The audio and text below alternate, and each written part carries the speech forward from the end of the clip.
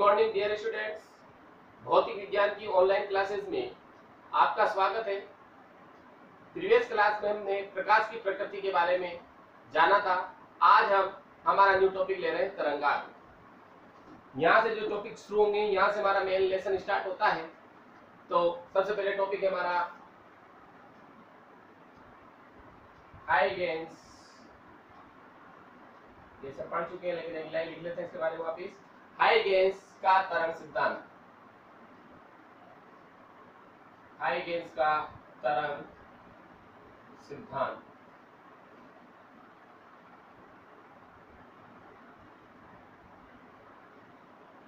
क्या है? हमने पढ़ा था कि वैज्ञानिक हाइगेंस के अनुसार प्रकाश तरंगों के रूप में चलता है। ये हमें पता होना चाहिए, इस वजह से लाइन को लिखा है हमने। वैज्ञानिक हाइगेंस के अनुसार वैज्ञानिक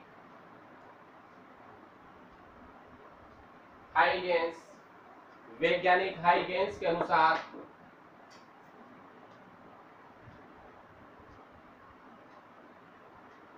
वैज्ञानिक हाइगेंस के अनुसार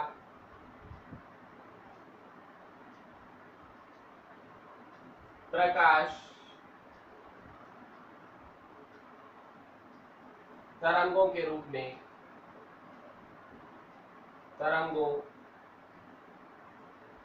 में चलता है।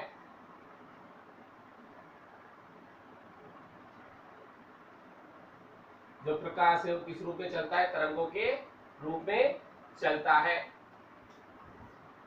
ये ऐसे हम हाइगेंस का सिद्धांत पढ़ भी चुके हैं। चलो तीनों चार विज्ञान कड़ी का भाग सिद्धांत वगैरह बताएंगे उसमें। तो वैज्ञानिक हाइगेंस के अनुसार प्रकाश किसमें चलता है? तरंगों के रूप में। बात करें अब तरंगाग्र की। तरंगाग्र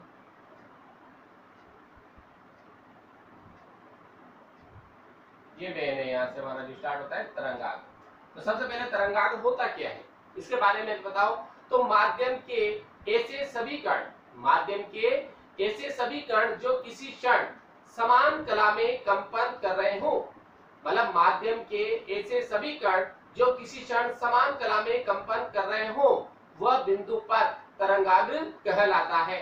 अथवा समांगी माध्यम में ऐसा पृष्ठ जिसमें सभी कण कंपन की समान कला में हो, तरंगाग्र कहलाता है। तो पहले परिभाषा लिख दिया। माध्यम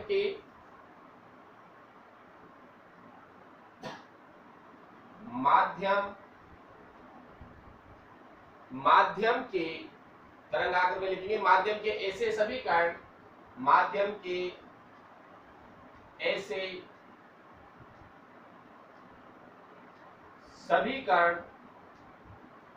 के ऐसे सभी कण जो किसी क्षण समान कला में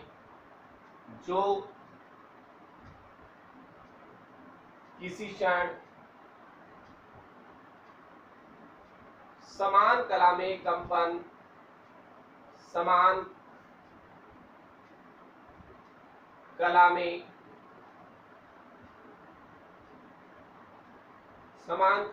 कंपन कर रहे हो, तो या कर रहे हैं बिंदु, वह बिंदु पर क्या कहलाता है? तरंगाग्र कहलाता है। समान कला में कंपन कर हो, वह बिंदु पर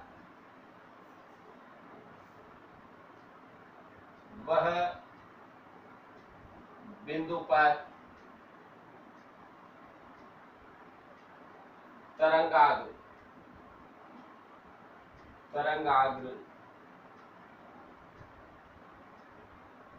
कहलाता है। अथवा लगाकर और हम लिख सकते हैं अथवा। पेपर में एक ही परिभाषा लिखनी है जो भी तुम्हें याद रह जाए। अथवा इसको लिख देते हैं अपन इन्वर्टेड कोमा में, मतलब वही ये दोनों का। हाँ, क्या जाएगा? समांगी माध्यम में ऐसा पृष्ठ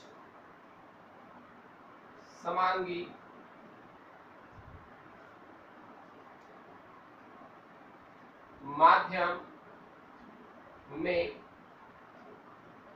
ऐसा पृष्ठ, समांगी माध्यम में ऐसा पृष्ठ, समांगी माध्यम में ऐसा पृष्ठ जिसमें सभी कण कंपन की समान कला में हो, जिसमें सभी कण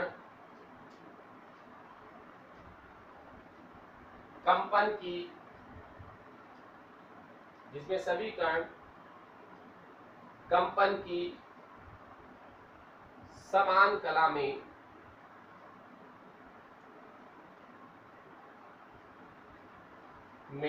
हो। समांगी माध्यम में ऐसा, समांगी माध्यम में ऐसा पृष्ठ, समांगी माध्यम में ऐसा पृष्ठ जिसमें, ऐसा पृष्ठ भी लिखेंगे, ऐसा पृष्ठ, समांगी माध्यम में ऐसा पृष्ठ जिसमें सभी कण कंपन की समान कला में हो। मतलब समांगी माध्यम में ऐसा पृष्ठ जिसमें सभी कण कंपन की समान कला में हो, क्या कहलाता है? तरंगाग्र कहलाता है। वो तरंगाग्र कहलाता है।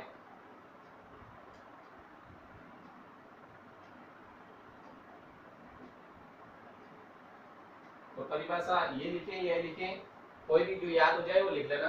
तो ये हो गया हमारे पास किसी तरंगाग्र की परिभाषा, ये भी पता होनी चाहिए। अब तरंगाग्र का आकार स्रोत के आकार पर निर्भर करता है, मतलब स्रोत का कैसा आकार है उसके अनुसार ही तरंगाग्र का आकार होगा। फिर तरंगाग्र के भी लंबवत खींची गई, देखा तरंगाग्र के, अगर ये तरंगाग्र के उसके लंबवत आप रेखा खींच दें तो वो तरंग संचरण की दिशा को व्यक्त करती है। तो यहां पर लिखते हैं हम तरंगाग्र, पहला बिंदु लगाकर यहाँ पर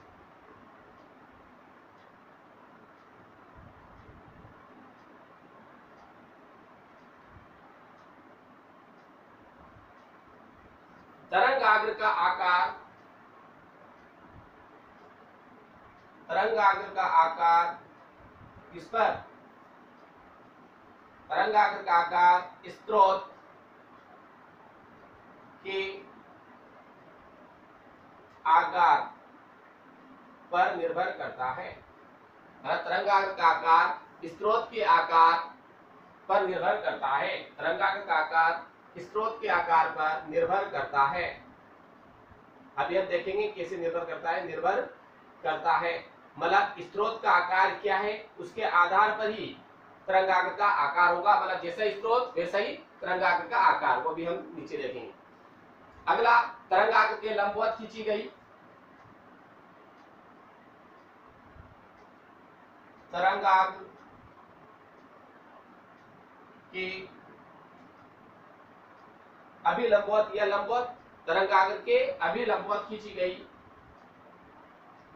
अभिलंबवत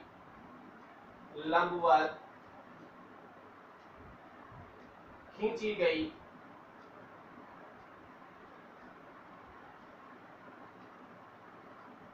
तरंगाग्र के अभिलंबवत खींची गई रेखा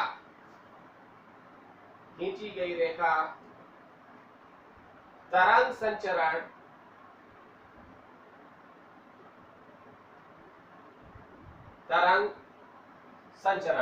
तरंगाग्र के अभिलंबवत खींची गई रेखा तरंग संचरण की दिशा को प्रदर्शित करती है या व्यक्त करती है।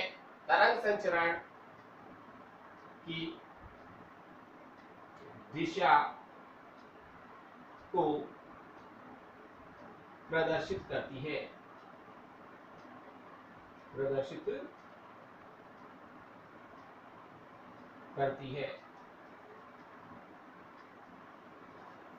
करती है जिसे प्रकाशीय किरण कहते हैं। ऐसे ध्यान रख लो, तरंग संचरण की दिशा को प्रदर्शित करती है जिसे हम क्या कहते हैं? प्रकाशीय किरण।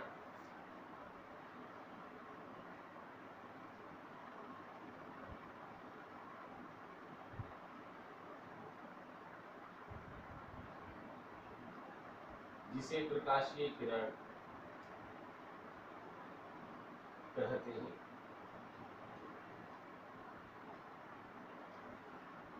जिसे प्रकाशीय किरण कहते हैं। अब देखो, अब हमने यह बात करी थी कि तरंगाग्र का आकार स्रोत के आकार पर निर्भर करता है, तो नोट लगा के हम लिखते हैं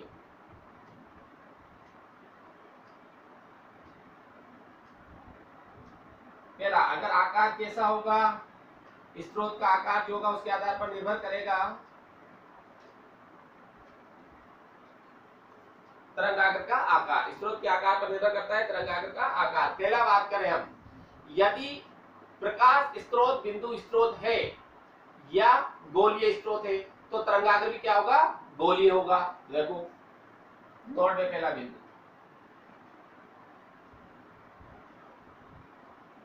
यदि प्रकाश स्रोत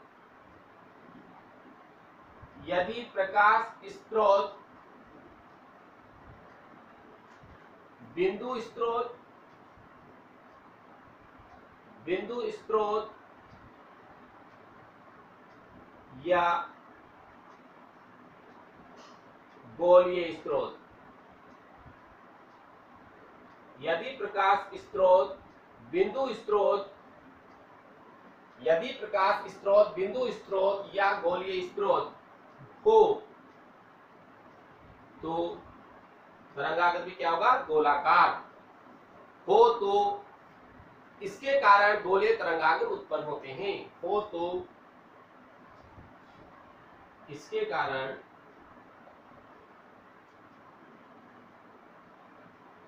गोलीय तरंगाग्र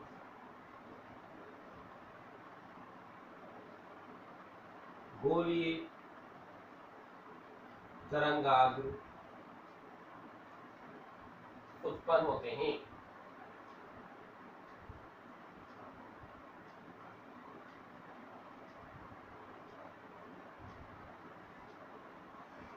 मतलब प्रकाश स्रोत क्या बिंदु स्रोत या गोलीय स्रोत हो तो इसके कारण क्या होगा, हो तो गोलीय तरंगाग्र। कौन सा तरंगाग्र होगा, गोलीय तरंगाग्र। अब देखो ये हमने ले लिया, ये जैसे सपोज ये बिंदु स्रोत या, और यहाँ से जो तरंगाग्र उत्पन्न होंगे वो इसके कारण क्या होंगे, गोलीय भी देखते हैं।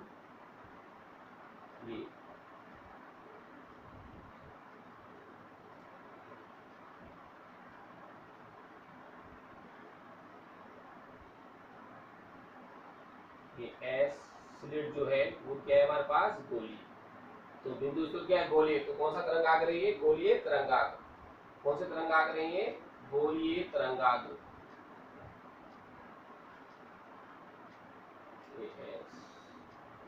तो ये आ गया हमारे पास गोलीय तरंगाग्र।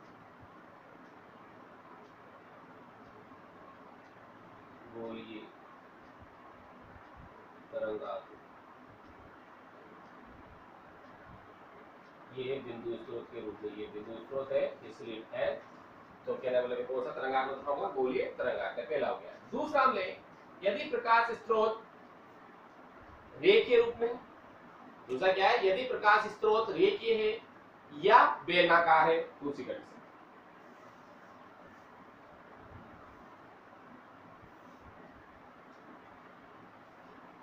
ये तो क्या हमारे पास गोलीय वाला, मतलब यदि बिंदु के रूप में लेंगे, जैसे गोलीय, जैसे बल्ब ले लिया, बल्ब से जो प्रकाश निकल रहा है गोलीय तरंगाग्र रूप में आगे चल रहा है, तो वैसे ये स्लिट बिंदु के रूप में है, तो उसके चारों ओर कौन सा तरंगाग्र उत्पन्न होगा, गोलीय तरंगाग्र। अब दूसरा ले रहे हैं अपन, यदि प्रकाश स्रोत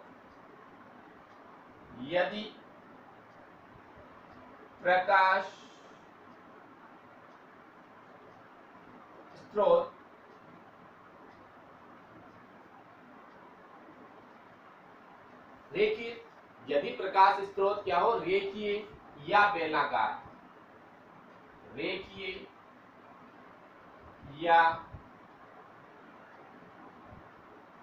बेलनाकार, यदि प्रकाश स्रोत रेखीय या बेलनाकार हो तो, रेखीय या बेलनाकार हो तो इसके कारण कौन से तरंगाग्र, बेलनाकार तरंगाग्र उत्पन्न होते हैं। हो तो इसके कारण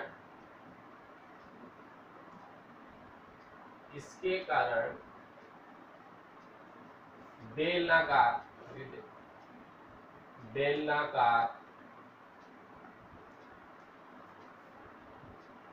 तरंगाग्र इसके कारण कौन से तरंगाग्र? बेलनाकार तरंगाग्र उत्पन्न होते हैं।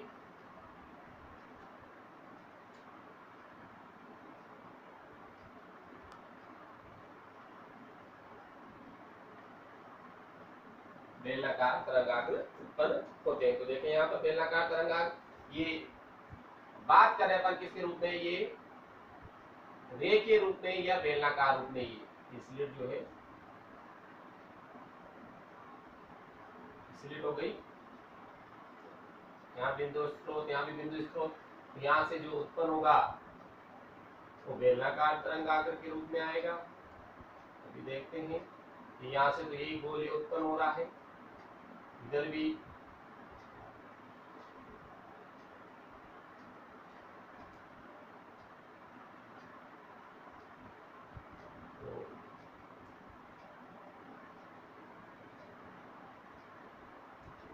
ये देखें अपन कौन सा तरंगाग्र उत्पन्न हो गया, बेलनाकार तरंगाग्र।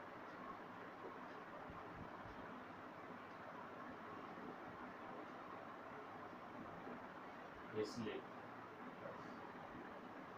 तो कौन सा तरंगाग्र हो गई, ये बेलनाकार तरंगाग्र। ये हो गया हमारे पास किसका डायग्राम, बेलनाकार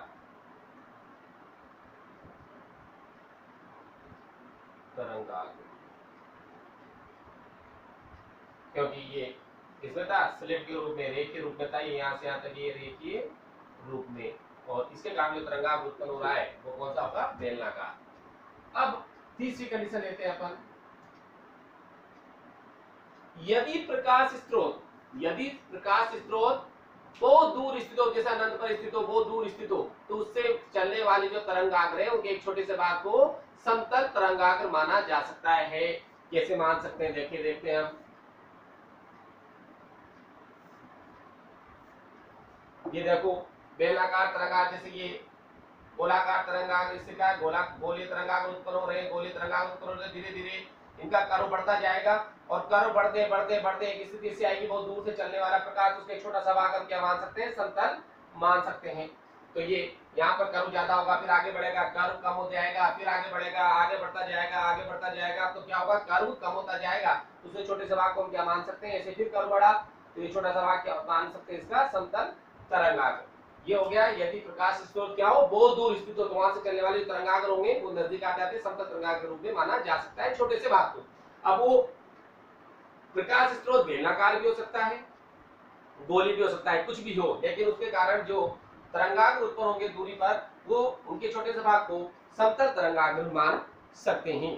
तो इसमें तीसरे पॉइंट में ये लिख लेते हैं अपन, यदि प्रकाश स्रोत क्या हो, बहुत दूरी, यदि प्रकाश स्रोत बहुत अधिक दूरी पर स्थित हो। तीसरा, यदि प्रकाश स्रोत बहुत अधिक दूरी पर,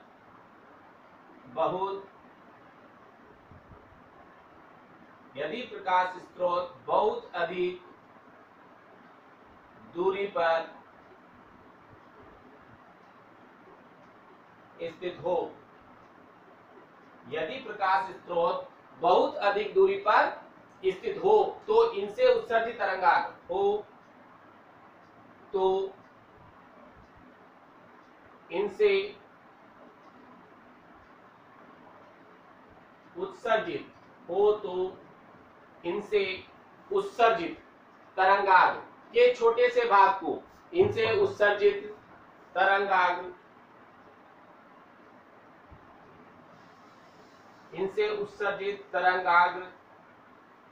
के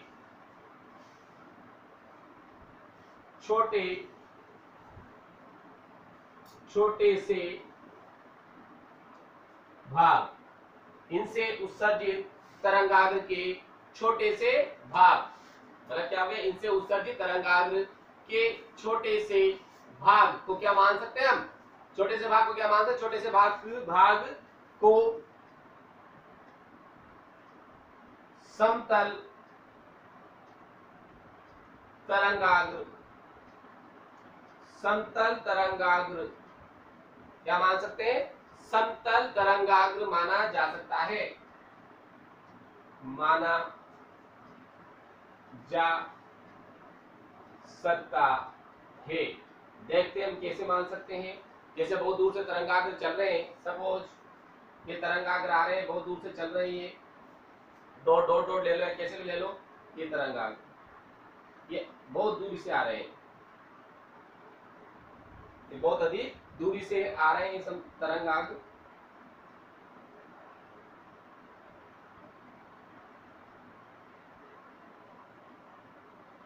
तरंगाग्र इनको हम छोटा सा भाग मान सकते हैं। तो देखो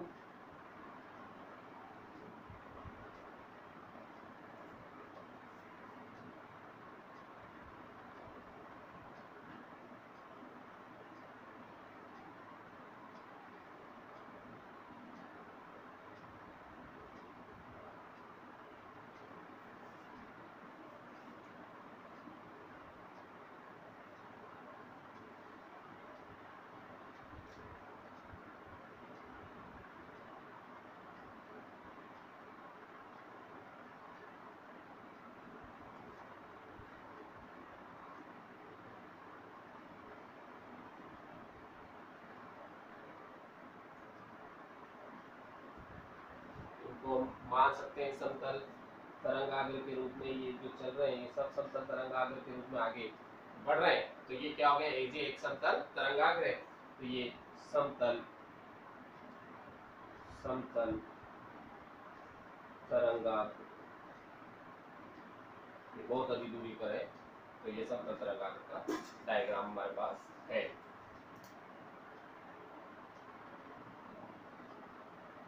अब हम हमारा अगला टॉपिक लेते हैं, हाइगेंस के तरंग सिद्धांत के द्वारा समतल सतह से परावर्तन की व्याख्या। मतलब समतल सतह से परावर्तन की व्याख्या।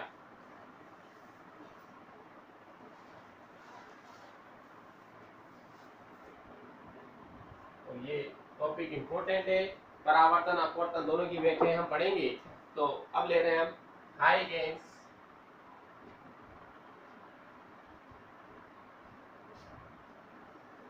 हाइगेंस की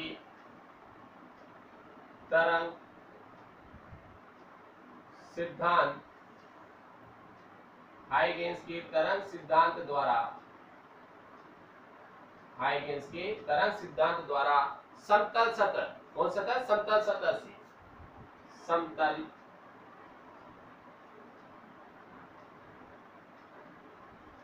सतह से परावर्तन की व्याख्या,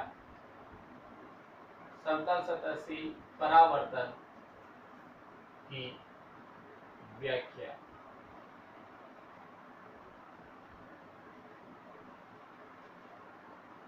तो हमारा टॉपिक है समतल सतह से परावर्तन की व्याख्या, किसके द्वारा, हाइगेंस के तरंग सिद्धांत के द्वारा। तो समतल सतह से परावर्तन की व्याख्या, इसको बोलते हैं reflection of plane surface, reflection of plane surface. तो इसमें हम देखते हैं कि डायग्राम लेते हैं, इसका मोस्ट इंपोर्टेंट जो है वो डायग्राम ही है। तो देखें, ये हमें एक सतह ले रहे हैं, यहाँ पर ये समतल सतह हमने ले ली है, ये समतल सतह है।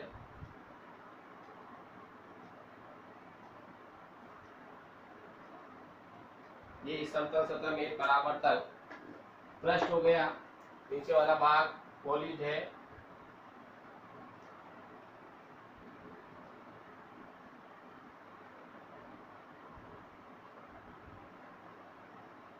ये परावर्तक पृष्ठ हो गया M और M डैश। अब यहाँ पर बात करें हम, प्रकाश किरणें आपतित हो रही है, जैसे ये प्रकाश किरण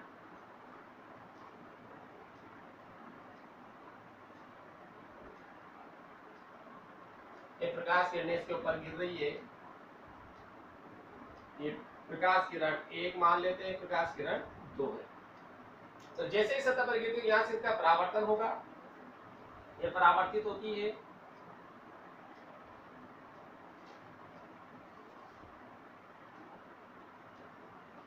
और ये किरण 1 डेज, ये पहली किरण परावर्तित हुई 1 डेज हो गई, ये दूसरी किरण परावर्तित हुई,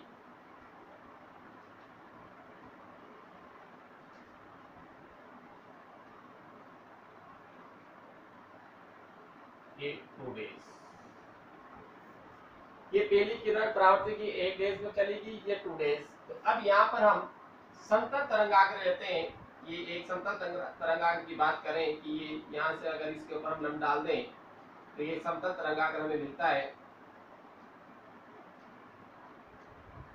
ये जो हिस्सा है इसका एक्स्ट्रा वो पार्ट निकल जाएगा, ये समतल तरंगाग्र हो गया AB, समतल तरंगाग्र। ये लंबवत है, ये मेल। अब देख, अब बात कर रहे हैं अपन, ये प्रकाश किरणें इसके ऊपर परावर्तक पृष्ठ MM डेश पर आपतित हो रही है और AB यहाँ पर समतल तरंगाग्र है। जब ये प्रकाश किरण इस परावर्तक पृष्ठ के बिंदु A पर पहुंचती है तो किरण 2 बिंदु B पर ही रहती है, क्योंकि ये पहले पहुंच गई बाद में पहुंचेगी। तो जब ये पहुंची और जब ये यहाँ से लेकर यहाँ तक आती है, कहाँ से B से C तक चलती है, तो कुछ ना कुछ समय लगेगा, माना कि T समय लगता है। तो जब ये दूरी यहाँ से यहाँ तक तय करेगी तो ये किरण यहाँ थोड़ी रुकी रहेगी, ये भी आगे बढ़ जाएगी, क्योंकि ये पहली किरण पहले आके टकरा गई। और जब ये किरण यहाँ B पर थी तो ये A पर थी, जब ये B से C तक आएगी तो ये भी परावर्तित होकर आगे बढ़ जाएगी। और जहाँ पर बढ़ेगी जितना समय इतना ही पार्ट हम यहाँ से काट देंगे, जैसे ये BC और BC के बराबर जो चाप आएगा वो चाप हम यहाँ पर काट देते हैं और चाप काट कर उसको पर यहाँ से अभिलंब डाल देते हैं, स्पर्शरेखा खींच देते हैं, ये D बिंदु डाल देते हैं। ये आपतित तरंगाग्र हो गया, आपतित तरंगाग्र हो गया परावर्तित तरंगाग्र। ये है यहाँ पर अभिलंब, ये क्या है अभिलंब N, और यहाँ पर डाल दो अभिलंब N डेश। तो देखें ये आपतित किरण का अभिलंब के साथ बनाया गया कोण आपतन कोण आई, और ये जब AB आपतित तरंगाग्र है तो इसका भी इसके साथ बनाया गया कोण I होगा। और ये हो गया परावर्तित तरंग, तो परावर्तित तरंग हो गई तो इसका इसके साथ बनाया गया कोण क्या होगा R, और इसका परावर्तित तरंगाग्र के साथ बनाया गया कोण R होगा। तो हमें I बराबर R ही सिद्ध करना है, क्योंकि आपतित तरंगाग्र, आपतित तरंगाग्र का बनाया गया कोण आपतन कोण और परावर्तित तरंगाग्र का बना हुआ कोण परावर्तन कोण स्मॉल r। ये हो गया हमारे पास, ये कोण I बराबर R अगर हमारा आ जाता है, हमारा डेरिवेशन भी सोल्व हो गया। तो ये तो हो गई हमारे पास चित्र। अब इस चित्र की रचना हम लिखते हैं, जो कि किरण पहले कौन से टकराएगी कौन सी नहीं टकराएगी, उसके बाद हमारा डेरिवेशन होगा। इंपॉर्टेंट टॉपिक है परावर्तन और अपवर्तन की व्याख्या हम पढ़ते हैं, दोनों ही इंपॉर्टेंट है। तो देखें क्या लिखते हैं, उपरोक्त चित्र में M डैश, उपरोक्त चित्र में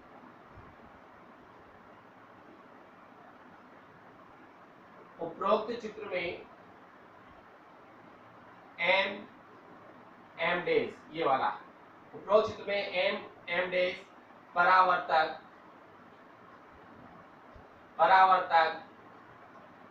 सतह है, क्या ये परावर्तक सतह, तथा AB, जो AB है वो क्या है, एक आपतित समतल तरंगाग्र है। AB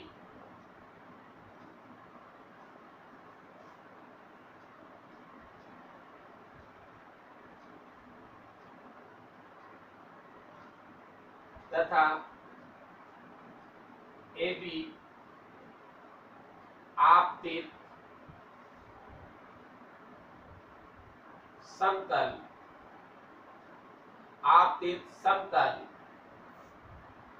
तरंगाग्र, आपतित समतल तरंगाग्र है। और ये भी क्या है, किरणें भी सीधे गिर रही है, तो ये हो गया आपतित समतल तरंगाग्र।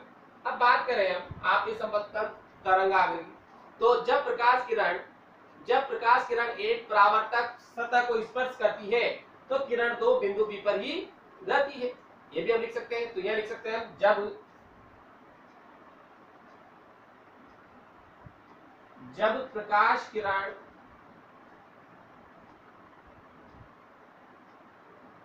जब प्रकाश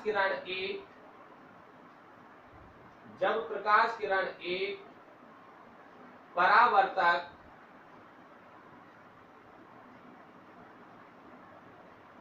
सतह को, ये प्रकाश किरण एक, इसको परावर्तक सतह को, जब प्रकाश किरण एक परावर्तक सतह को क्या करती है, जब प्रकाश किरण एक परावर्तक सतह को स्पर्श करती है, स्पर्श करती है,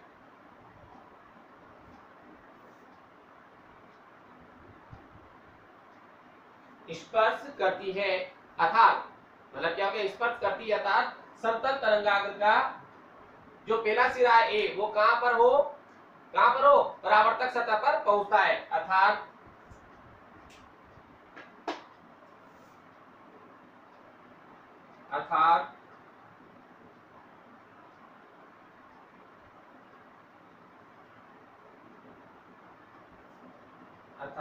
समतल तरंगाग्र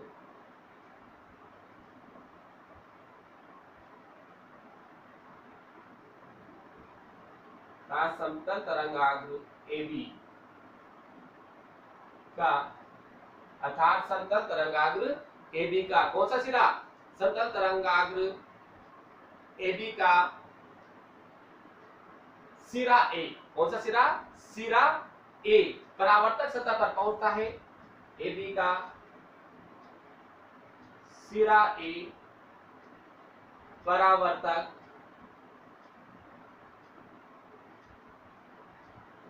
सतह पर पहुंचता है, तो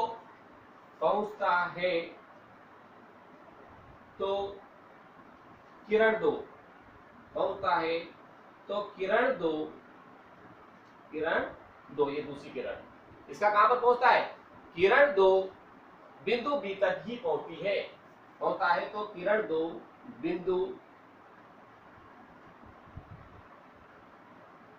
बी तक ही पहुंचती है।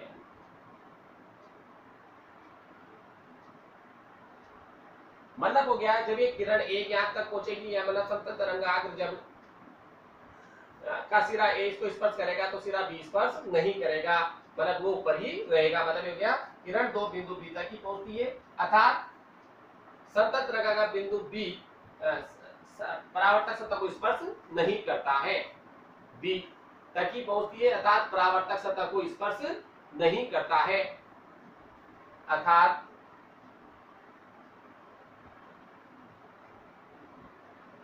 समतल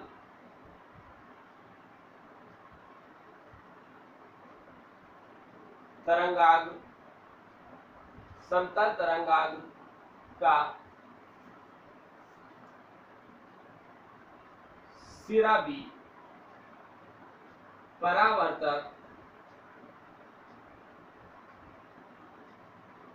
सतह को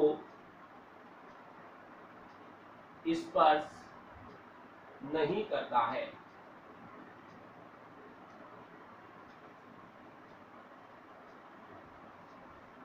परावर्तक सतह को स्पर्श नहीं करता है, मतलब क्या हो गया, परावर्तक सतह को स्पर्श नहीं करता है तो क्या हो गया, माना किरण दो बिंदु बी से बिंदु सी तक पहुंचने में स्मॉल टी समय लेती है, माना कि अब इसके लिए डेरिवेशन करेंगे क्योंकि यहाँ से जब नहीं पहुंचना तो यहाँ से यहाँ तक जाएगी तो ये भी आगे गति कर जाएगा, तो आगे लिख सकते हो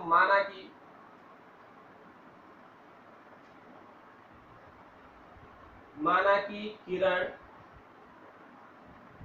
दो बिंदु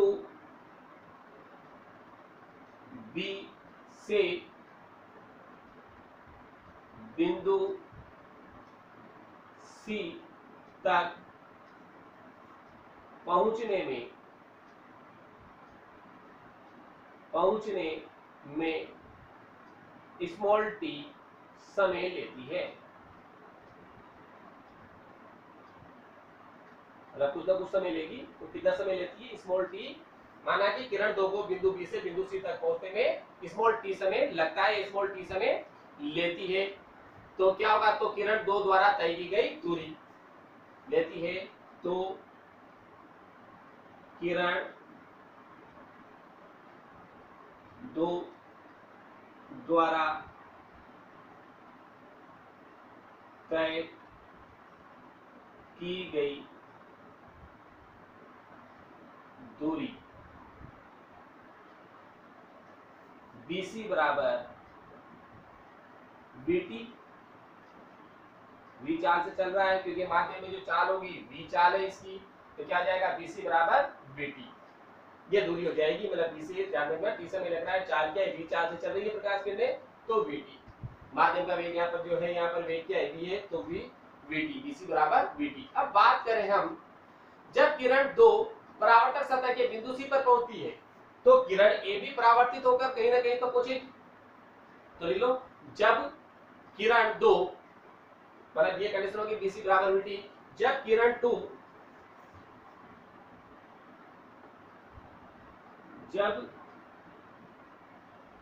2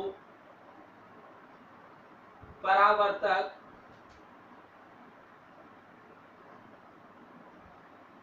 सतह के बिंदु C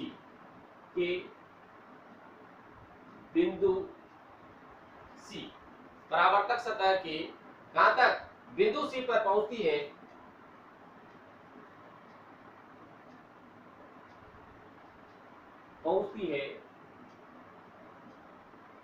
तो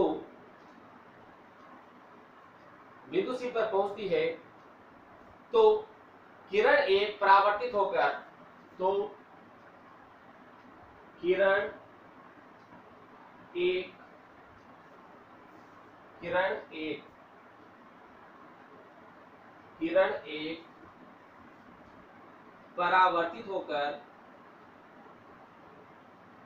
1 परावर्तित होकर, VT, किरण 1 परावर्तित होकर VT दूरी तय कर लेती है, परावर्तित होकर VT दूरी तय कर लेती है। मतलब जब यहां से आता है तो ये भी परावर्तित हो, VT दूरी तय कर ली। जब VT दूरी तय कर ली तो क्या जाएगा, अपन क्या करें, बिंदु A को केंद्र मान लेते हैं और VT का चाप काटते हैं। अतः बिंदु A, यहां से परावर्तित थी, अतः बिंदु A को केंद्र मानकर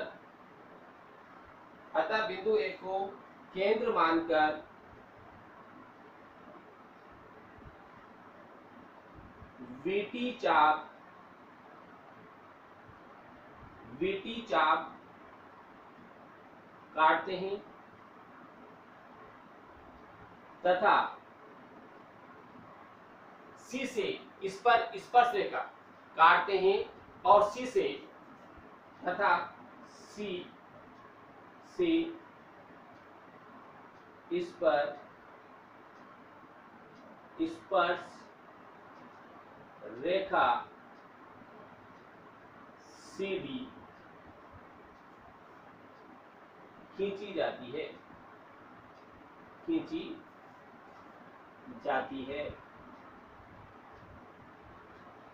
तो CD क्या होगा, अर्थात CD परावर्तित तरंगाग्र होगा। अतः CD परावर्तित तरंगाग्र होगा। ये तो गई इसकी थ्योरी कि ये किरणें आपकी, तो ये भी समतल तरंगाग्र है, आपकी समतल तरंगाग्र, जब ये सिरा यहाँ पहुंचेगा तो सिरा B स्पर्श नहीं करेगा, जब B से C तक पहुंचेगा ये सिरा तो कुछ समय लेगा, माना कि T समय लेता है, T समय लिया तो BC दूरी हो गई, दूरी बराबर 4 × समय, तो BT तो BC बराबर क्या आ जाएगा BT। जब ये यहाँ से यहाँ तक आएगा तो किरण ए भी परावर्तित होकर आगे बढ़ जाएगी, तो आगे बढ़ी तो कितनी, यहाँ से यहाँ तक आए तो उतनी ही आगे चली जाएगी, तो BT का चाप काट देते हैं। यहाँ चाप काटा, चाप काट सी से इस पर से खींच देते हैं CD। तो ये हो गया आपतित तरंगाग्र और CD हो गया परावर्तित तरंगाग्र।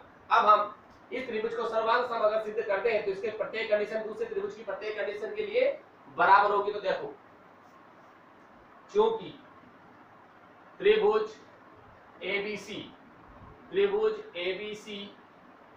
तथा त्रिभुज ABC तथा त्रिभुज ADC तथा त्रिभुज ADC में, अब इस पे कंडीशन अप्लाई कर रहे हैं अपन त्रिभुज ABC तथा त्रिभुज ADC में। देखो क्या कंडीशन अप्लाई होती है उसी को देख रहे हैं।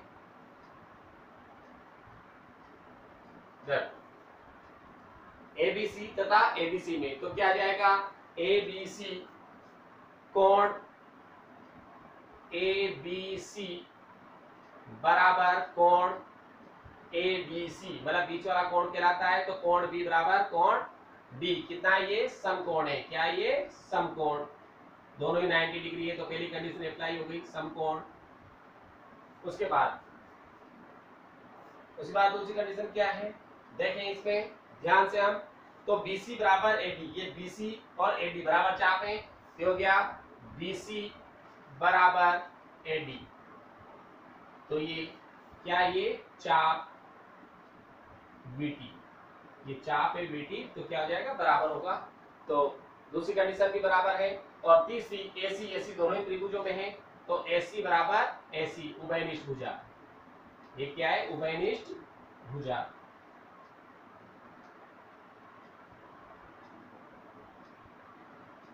जब एक कंडीशन अप्लाई होगी तो त्रिभुज क्या हो गया सर्वांग सम, न कि समरूप। इसलिए त्रिभुज ABC सर्वांग सम त्रिभुज ADC। जब दोनों त्रिभुज सर्वांग सम हो गए तो पहले त्रिभुज की प्रत्येक कंडीशन दूसरे त्रिभुज की प्रत्येक कंडीशन पे अप्लाई होती है। तो देखें, तो ये कोण I, इस वाले त्रिभुज का कोण I मतलब कोण BAC, कोण ले लो कौन सा, देखिए इसमें कौन सा कोण हो जाएगा बराबर, देखें यहाँ पर कोण BAC, ये BAC, तो कोण BAC बराबर कोण, देख लो कोण BAC बराबर कोण DCA, कोण DCA। देखिए कोण BAC क्या है, कोण I है, क्या ये कोण I बराबर कोण, ये DCA कौन सा कोण है R, और ये अपन जानते हैं कि ये परावर्तन का प्रथम नियम है। क्या ये परावर्तन का प्रथम नियम, यह परावर्तन, चाहो तो यानी तो यह परावर्तन का प्रथम नियम है। प्रथम लिख दो, द्वितीय वो तो एक ही बात है, प्रथम दूसरा चेंज कर दो, परावर्तन का प्रथम नियम है। यदि आगे आपतित किरण, आपतित तरंगाग्र, परावर्तित तरंगाग्र तथा अभिलंब तीनों ही क्या है एक ही तल में है। आपतित तरंगाग्र, आपतित तरंगाग्र, परावर्तित तरंगाग्र,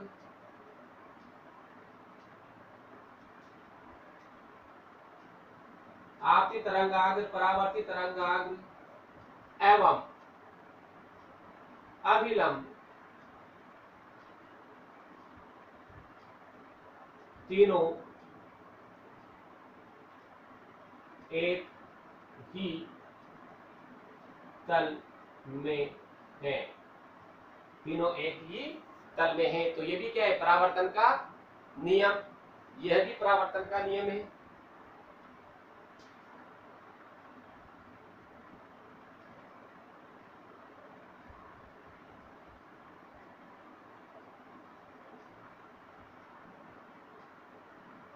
जब परावर्तन के दोनों ही नियम अप्लाई हो गए तो क्या हो जाएगा, अतः हाइगेंस के तरंग सिद्धांत से, अतः हाइगेंस के तरंग सिद्धांत द्वारा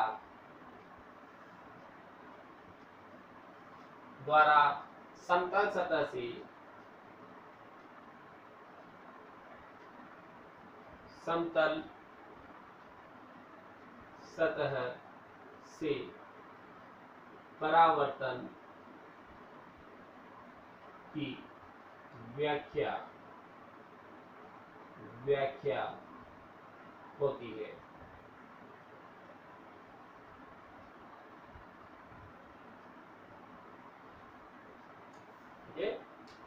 ये हमारा डेरिवेशन। नेक्स्ट अगला टॉपिक हम लेंगे हाइगेंस के तरंग सिद्धांत के द्वारा समतल सतह से अपवर्तन की व्याख्या। दोनों ही इंपॉर्टेंट है। आज का टॉपिक में यही क्लोज करेंगे।